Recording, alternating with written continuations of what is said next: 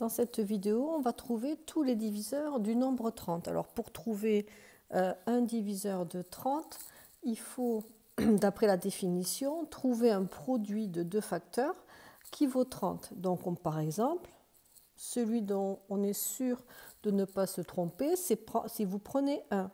30, c'est 1 fois 30. Donc vous avez deux diviseurs, vous avez déjà 30 et vous avez 1. Ensuite, on continue. Est-ce que 30 est dans la table de 2? Oui, 30 est dans la table de 2. Donc, on a 2 fois 15. Donc, on a deux diviseurs supplémentaires qui sont 15 et 2. On continue. Après 2, il y a 3. Est-ce que 30 est dans la table de 3? Oui, c'est 3 fois 10. Donc, on a deux diviseurs supplémentaires, 3 et 10. On continue. Après 3, il y a 4. 4 n'est pas dans 30, n'est pas dans la table de 4. Donc 4 n'est pas un diviseur de 30. Après 4, on continue avec 5. 30 est dans la table de 5. C'est 5 fois 6.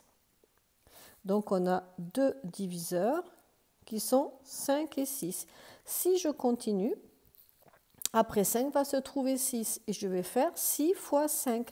Je vais déjà avoir les diviseurs. Donc en fait, ici, on a tous les diviseurs de 30 que l'on peut, je vous ai fait la méthode où on écrit tous les produits, mais on peut aussi travailler directement en faisant les produits dans sa tête et écrire de chaque côté ici les diviseurs. Ainsi, vous avez tous les diviseurs et on peut écrire que les diviseurs de 30 sont 1, 2, 3, 5, 6, 10, 15 et 30. Alors, question, quand on a un nombre plus grand, évidemment, on peut se poser la question, à quel moment je dois m'arrêter? Donc, si vous arrivez ici, regardez, on a pratiquement 5 et 6 qui sont deux nombres, ils se suivent, donc ils sont pratiquement égaux. Et on pourrait arriver, si on avait eu 6 et 6, on avait la racine carrée, 6 étant la racine carrée de 36.